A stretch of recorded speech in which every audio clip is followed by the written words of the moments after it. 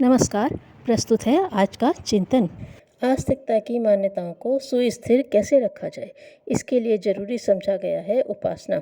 उपासना द्वारा बार बार स्थूल नेत्रों से परमात्मा का स्वरूप दिखाई देना, स्मरण चिंतन करना सहज हो जाता है। मानवीय स्वभाव भुलक्कड़ ढंग का है। जो बातें बार बार व्यवहार में आती हैं वे स्मृति में रहती हैं। ईश्वर अदृश्य है, न इन आँखों से देख सकते हैं और न इंद्रियां अनुभव कर सकती हैं। ऐसी परिस्थिति में लोग भूले रहते हैं। कहने को तो सभी ईश्वर को जानते मानते हैं, उनके संबंध में बहुत कुछ पढ़ते सुनते भी हैं, परंतु यह मान्यता केवल मस्तिष्क के किसी कोने में पड़ी रहती है। परम पूज्य गुरुदेव ने उपासना के बारे में जो तत्व दर्शन प्रस्तुत किया है वह मनन करने योग्य है। परमात्मा का मूर्तिमान स्वरूप हमारी आंखों के सामने विचरता रहे, अदृश्य सत्ता सामने साकार रूप में परिलक्षित हो, तभी संभव है कि अधर्म का परित्याग कर धर्म को दृढ़तापूर्वक पकड़े रहने की हमारी मनोभूमि खरी उतरे। अदृश्य परमात्मा का दृश्य रूप में साक्षी सहचर के रूप में अनुभव करते रहने का महान कार्य उपासना द्वारा ही हो सकता है। पूज्यवर की उपासना इष्ट के साथ एकाकार का प्रत्यक्ष प्रमाण है। वे गायत्रीमय हो गए, अपने स्थूल शरीर को भी गायत्री जयंती के दिन ही छोड़कर समष्टिगत चेतना में समा गए। उपासना का वही स्वरूप हर भक्त उपासक साधक में दिखाई देना चाहिए। गायत्री साधना से ब्राह्मणत्व की प्राप्ति होती है। गुरु सत्ता की आशा अपेक्षा के अनुसार जन जन को गायत्री साधना की उपासना के लिए प्रेरित करने का अभियान मत्स्य अवतार की तरह बढ़ता चले। आत्मा की श्रेष्ठता परमात्मा की उपासना से प्राप्त होती है। नास्तिक अथवा आध्यात्मिक व्यक्ति संसार का कोई भी वैभव, कोई भी पदार्थ और कोई भी भोग क्यों न प्राप्त कर ले, पर उसे सच्ची आत्मोन्नति नहीं मिल सकती।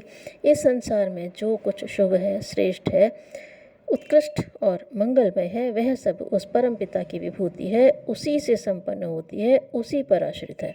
उपासना का अर्थ है समीप बैठना, सामीप्य अथवा उपसंग। समीप उपस्थिति से उसकी विशेषता अपने में आ जाना स्वाभाविक ही होता है। गर्म लोहे के पास स्थित ठंडा लोहा गर्मी ग्रहण करता हुआ स्वयं भी गर्म हो जाता है। बर्फ के संपर्क में आने वाली वस्तुएं ठंडी होने लगती हैं।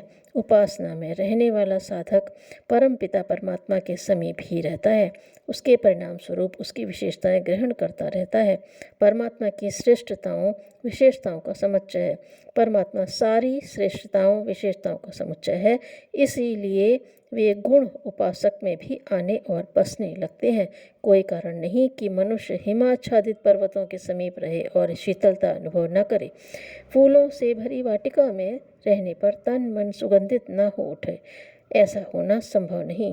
जो भी उपासना द्वारा परमात्मा का सामीप्य करेगा उसके समीप बना रहेगा, उसमें परमात्मा का गुण श्रेष्ठता का हस्तांतरण होना चिर स्वाभाविक और निश्चित ही है। अनेक लोग नित्य पूजा पाठ करते दिखलाई देते हैं, ऐसा समझते हैं कि उपासना कर रहे हैं। बहुत से दूसरे लोग भी उन्हें उपासक मान बैठते हैं, पर उनकी यह उपासना वांछित फल के साथ सफल नहीं होती। न तो उन्हें श्रेष्ठता मिलती है और न आत्म शांति। वे पूजा पाठ के बाद भी झूठ बोलते हैं, मक्कारी करते हैं, लोभ क्रोध और मोह के वशीभूत रहते हैं, जिसके फलस्वरूप तन में न तो शीतलता और न आत्मा में संतोष की अनुभूति होती है। ज्यों के त्यों शोक संतापों यातनाओं त्रासों शंकाओं अभावों और असंतोष से पीड़ित रहते हैं, पूरी तरह से यथावत भवरोगी बने रहते हैं। परमात्मा के वे श्रेष्ठ गुण जिन्हें प्रेम सौहार्द करुणा दया आत्मीयता आनंद शांति आदि नामों से पुकारा जाता है, परमात्मा की उपासना करने से उसकी श्रेष्ठताओं का स्थानांतरण होना एक अटल सत्य है।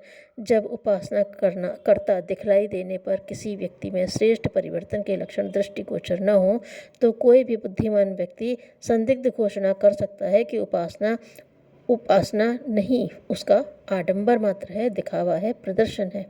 सच्ची उपासना का अर्थ है आत्मा को परमात्मा से जोड़ देना। ऐसा करने पर किसी खाली जलाशय का संबंध भरे जलाशय से कर देने पर उसकी जल राशि से खाली जलाशय भी भर जाता है। उसी प्रकार आत्मा द्वारा परमात्मा से संबंध बना लेने पर परमात्मा की श्रेष्ठताएं मनुष्य में भी प्रवाहित हो जाती हैं, किंतु इस माध्यम के बीच कोई व्यवधान रख दिया जाए तो प्रवाह रुक जाएगा। जलाशय को जल और मनुष्य को श्रेष्ठता प्राप्त नहीं होगी। वस्तुतः देवताओं के जिस रूप के दर्शन करते हैं उसके पीछे प्रेरणाएं छिपी पड़ी हैं। गणेश जी के बड़े बड़े कान हमें शिक्षण देते हैं कि हम अधिक सुने परंतु बोलें कम, बात सबकी सुने परंतु करें वही जो विवेक संगत हो। गणेश जी की बड़ी नाक है, विवेक के देवता कहलाते हैं, अर्थात विवेकवानों की प्रतिष्ठा बड़ी होती है। हाथी सूंड से फूंक फूंक कर चलते हैं और कहीं चींटी शरीर में अंदर प्रवेश न कर जाए, अन्यथा प्राण का संकट भी हो सकता है। हमें अपने शत्रुओं से सतर्क रहना चाहिए, अर्थात दोषों, दुर्गुणों, व्यसनों किसी भी रूप में हम पर हावी न हो, अन्यथा हमारे लिए घातक हो सकते हैं। गणेश जी का पेट बड़ा होता है, दुनिया भर की बातें पचा लेने की सामर्थ्य है।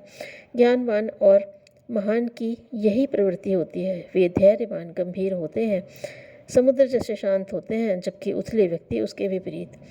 शंकर जी की प्रतिमा के दर्शन का आधार ही ले लीजिए। सिर पर चंद्रमा शीतलता, शांति का प्रतीक है। हम अपने मस्तिष्क को शांति, सद्भाव की शीतलता से युक्त रखें। सिर पर जटाओं से सुरसरी पाप नाशनी गंगा धारण किए हुए हैं। परोपकार के लिए ऐसी ही विचारणाएं हमारे मस्तिष्क में प्रवाहित होती रहें। नित्य लोक कल्याण की बातें उपजें और उसके क्रियान्वयन को तत्पर रहें। शिव जी के गले में नाग देवता हैं। आशुतोष शिव जी भले भोले भाले हैं, वे दुष्टों को भी गले लगाते हैं, यही उनके व्यवहार कुशलता है। वे दुष्ट उन्हें सताते नहीं हैं। हम ऐसे व्यवहार कुशल बने कि दुष्टता हमारे ऊपर हावी न हो और दुष्टों से भी हम अपनी इच्छा अनुसार अच्छे कार्य करा लें। शिव जी के मस्तिष्क में तीसरा नेत्र है जो दिव्य ज्ञान का प्रतीक है, विवेक के जागरण का प्रतीक है। आज्ञा जागरण, दिव्य दर्शन, त्रिकालदर्शी होने का संकेत है। हम भूत, भविष्य, वर्तमान सभी परिस्थितियों के आधार पर जीवन जिएं। शिव जी के गले में मुंडमाला है और शरीर में भस्म रमाते हैं। यह सारे मानव जाति के लिए शिक्षण है कि अंत में अपने जीवन का स्वरूप यही होना है। अतः यह जीवन कब छिन जाए पता नहीं कब काल के क्रूर हाथ हमें अपने भोजन बना ले। अतः जो समय है उसको जनहित में लगाएं। शंकर जी का गला नीला पड़ गया है। उन्होंने समुद्र मंथन के समय निकला विष संसार को बचाने के लिए धारण कर लिया था। दूसरों के हित के लिए अपने प्राण भी संकट में डाल देने की शिक्षा है। हम इन स्वरूपों के दर्शन को समझें और इष्ट के गुणों को धारण करें, यही सच्ची उपासना है। माँ गायत्री हंस पर सवारी करती हैं। हमारा जीवन हंस सा उज्ज्वल हो, विवेकवान हो तो माँ की कृपा मिलेगी। कमंडल का जल शीतलता, पवित्रता का प्रतीक है। पुस्तक ज्ञान एवं स्वाध्याय का प्रतीक है, तो पुष्प प्रसन्नता भरा सक्रिय जीवन जीने का शिक्षण देता है। स्वाध्याय में प्रमाद न बरतो।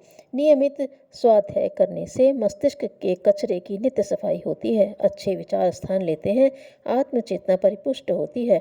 माला संगठन, सहकारिता, एकता अपनाने की बात बताती है। माला के मन के संगबद्ध हैं, तभी वे इष्ट के हाथ में हैं। माँ को परस्पर प्रेम, आत्मीयता, सहकारिता पसंद है। सिर का मुकुट महान विचारों की सर्वोच्चता का प्रतीक है। हम उपासना के स्वरूप को समझें तथा सच्चे उपासक और सच्चे स्वाध्यायशील बनकर जीवन पथ पर लक्ष्य की ओर अग्रसर हों, इसी में कल्याण है। अन्यथा 84 लाख योनियों के चक्र में घूम घूम कर भटकना ही पड़ेगा, यही अंतिम सत्य है। धन्यवाद।